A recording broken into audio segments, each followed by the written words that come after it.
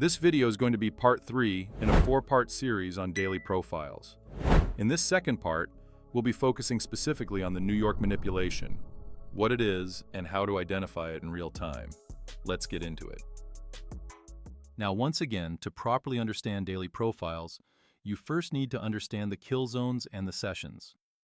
If you don't understand how price behaves during specific session windows, it becomes very difficult to build a consistent daily narrative. Normally, we divide the day into Asia, London, New York AM, and New York PM. Each of these sessions has its own characteristics, its own volatility, and its own role in shaping the daily candle. However, for this specific model, we're not going to focus on all of them. We're going to narrow our attention down to London and the New York AM session. The reason is simple.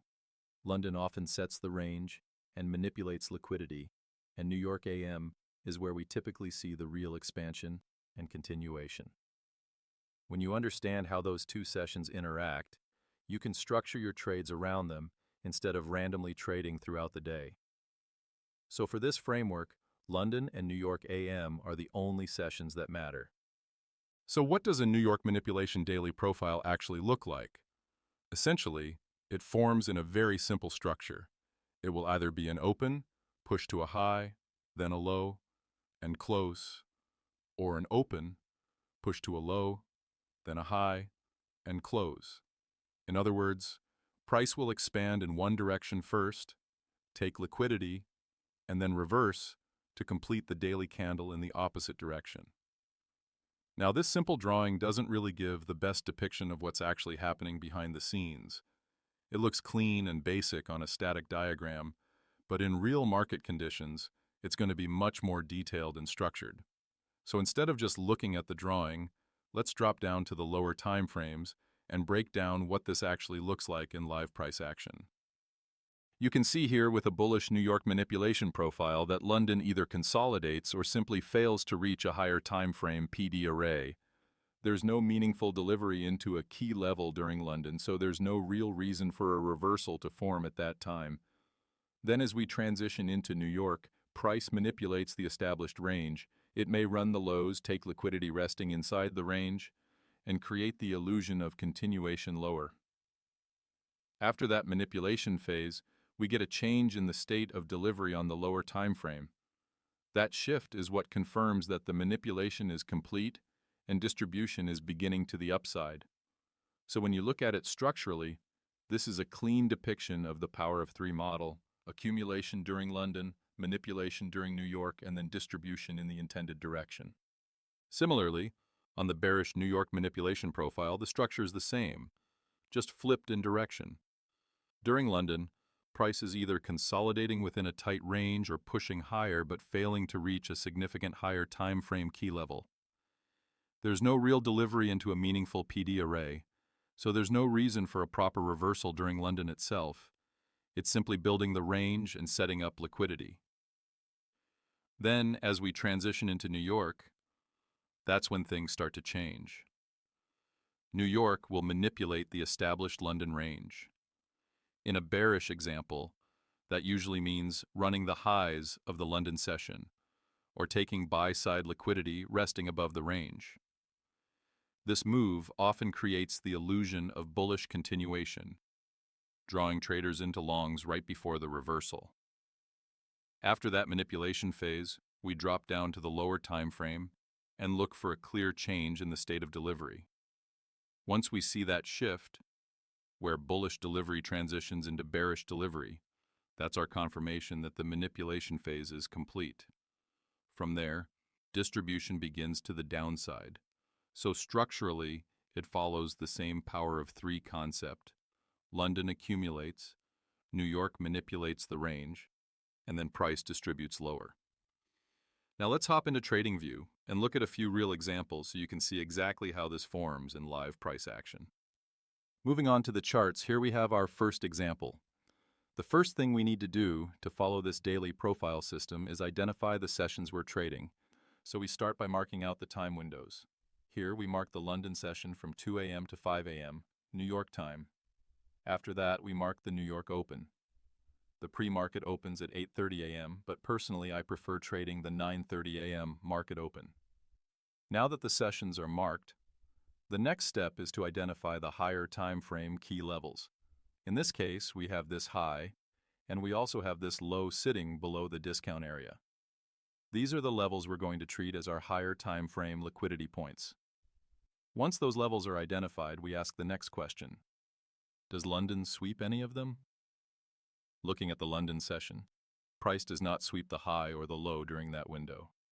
There's no meaningful liquidity taken inside London, so there's no setup yet. Because of that, we shift our attention to the 9:30 New York Open. As we move into 9:30, you can see that price sweeps the London session lows. Those lows now act as our liquidity point, and since they are part of our higher time frame key levels, this sweep becomes significant. After the sweep, we drop down to the lower time frame to look for confirmation. On the lower time frame, we get a clear change in the state of delivery. That shift tells us that the manipulation phase is likely complete. At that point, we can enter directly at the CISD, place our stop loss below the low that was swept, and target the opposing side liquidity, which is the buy side liquidity resting above. And as you can see, price moves very cleanly and directly into those targets. That's how you use the New York manipulation daily profile. London sets the range. New York manipulates the higher time frame key level at the open. We get lower time frame confirmation, and then price distributes into the opposing side liquidity. Now let's move on to the second example and follow the exact same process. The first thing we always do is mark out the time windows that we're going to observe.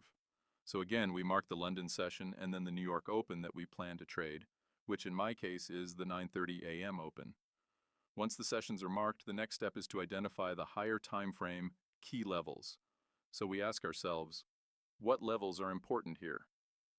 In this case, we clearly have this high and this low. These are going to act as our buy-side and sell-side liquidity levels. Now we ask the next question. Does price sweep any of these levels during the London session? Looking at the London range, no. Price does not sweep either the high or the low. So there's no setup yet. Because of that, we stay patient and wait for the 9:30 open. Now as we move into 9:30, we watch closely. Does price sweep any of those higher time frame key levels? Yes, it does. Price sweeps the lows.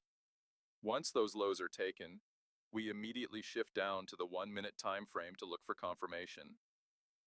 What are we waiting for? A change in the state of delivery. Do we get it? Yes, we do.